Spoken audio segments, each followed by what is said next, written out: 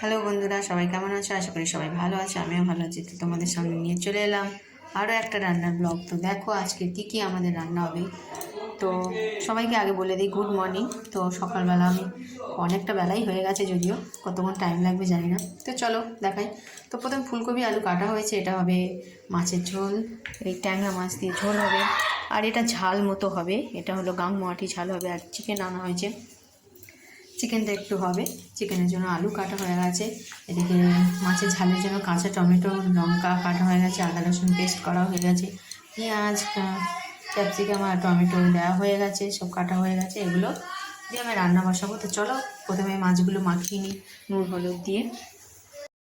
তো মাছগুলো আমার নুন হলুদ মাখানো হয়ে গেছে, এবার কড়াতে ভেজে নেব সব।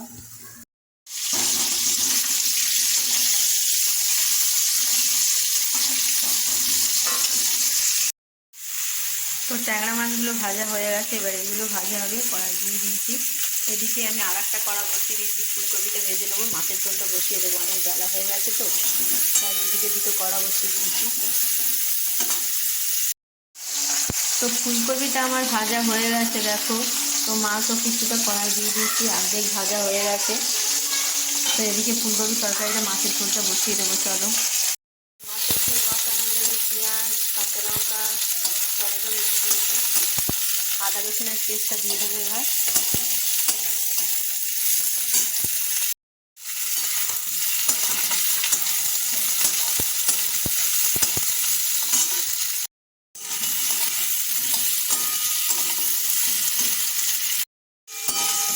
হলুদ সব দেওয়া হয়ে গেছে, এবার মাছের জন্য একটু জলটা দিয়ে দেবো। আলুগুলো কষা হয়ে গেছে।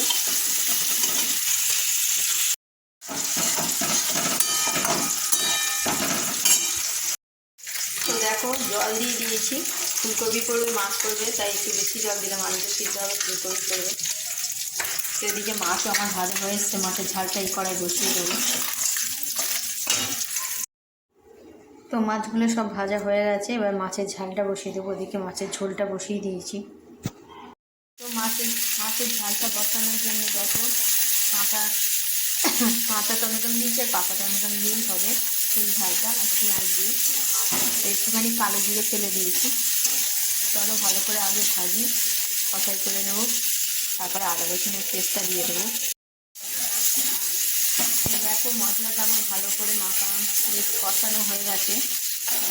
এবার হালকা হালকা একটু জল দেবো, টমেটোগুলো সব সিদ্ধ হয়ে গেছে।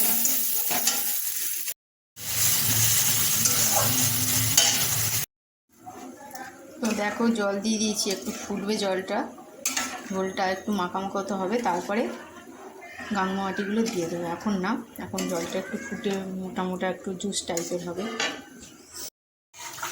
এদিকে দেখো মাছের ঝোলে ফুলকপি আলু সিদ্ধ হয়ে গেছে, মাছটা দিয়ে দেবো। একটু মাছটাও একটু সিদ্ধ হওয়ার ব্যাপার আছে, ট্যাংরা মাছ তো। তো দেখো মাছের ঝালটা হয়ে গেছে, এবার নামিয়ে নেব। তো মাছের ঝালটা দেখো আমার হয়ে গেছে মাখা মাখা মতো একদম। তো মাছের ঝোলটাও এদিকে হয়ে গেছে, নামিয়ে নেব।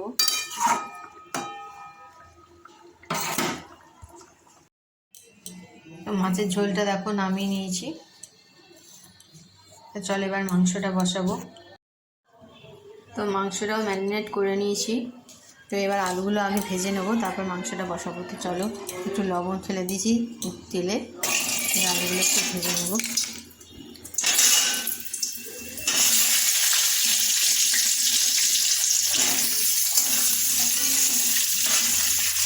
এগুলো আমার ভাজা হয়ে গেছে। তো এদিকে আমি পেঁয়াজ দিয়ে দেবো কড়াই, গোটা গরম মশলা তেজপাতা দিয়ে দিচ্ছি।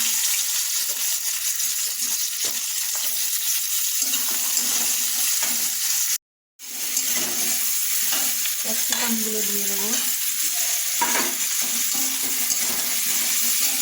তোমরা আগেই জানো যে আমি মাংসটা টমেটো ইউজ করছি না, কারণ সাত্বিকের টমেটোটা অ্যালার্জি রয়েছে, তো সেই জন্য টমেটো ছাড়াই টক দই দিয়ে শুরু হচ্ছে।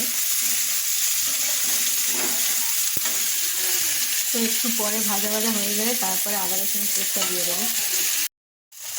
আদা রসুনের পেস্টটাও দিয়ে দিয়েছি দেখো।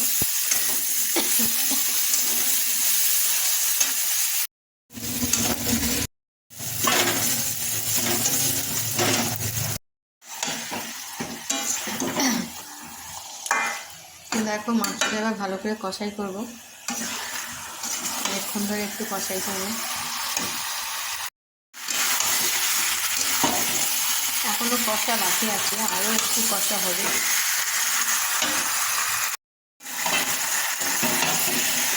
তো দেখো খুব ভালো করে কষাই হয়ে গেছে।